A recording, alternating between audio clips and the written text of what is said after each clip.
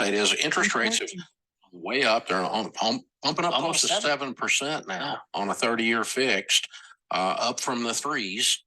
And, 7% in the scope of a life as long as mine is very low. I remember lots of years selling real estate, 11, 12%, 10%, 9%. Lots of years I was on the radio, it was 10%. When I started this show, it was 10%. And so then it came down to 6, and we thought we were in nirvana. But then when it goes to 3 and it goes up to 7, see, 7's not good as compared to 3, but it's really good compared to 12. So it's an emotional thing. So here's what I'm telling you. The other article we got was from Bloomberg, talks about the people that have bought homes, their values are continuing to go up, especially if you bought like in Austin, Texas, Nashville, Tennessee, you bought in these areas, Dallas, Texas, you're buying in Phoenix, Arizona. Have they gone down a little bit in some of those areas in the last 4 or 5 months? Yeah, a little bit. Well, asking prices too. And this price asking, because some of it really gone crazy up. And so it's settling, but it's not diving, it's not crashing. And what's happening is these people that bought are going to become inordinately more wealthy over the next 3 years than people who rented, because rents are also going through the roof.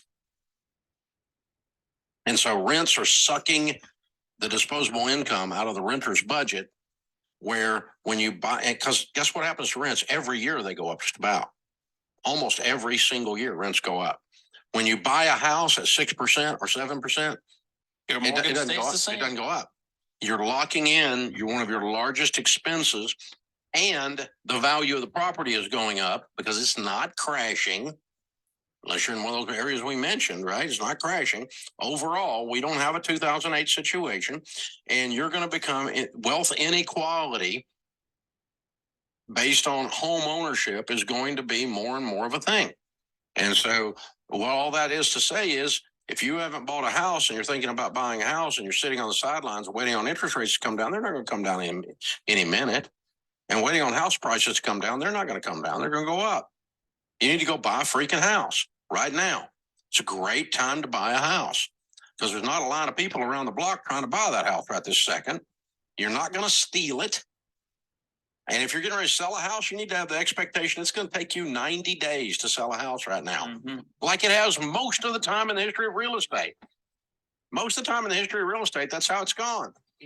And so you need to have a 90-day expectation on selling and negotiating on your price. That's normal.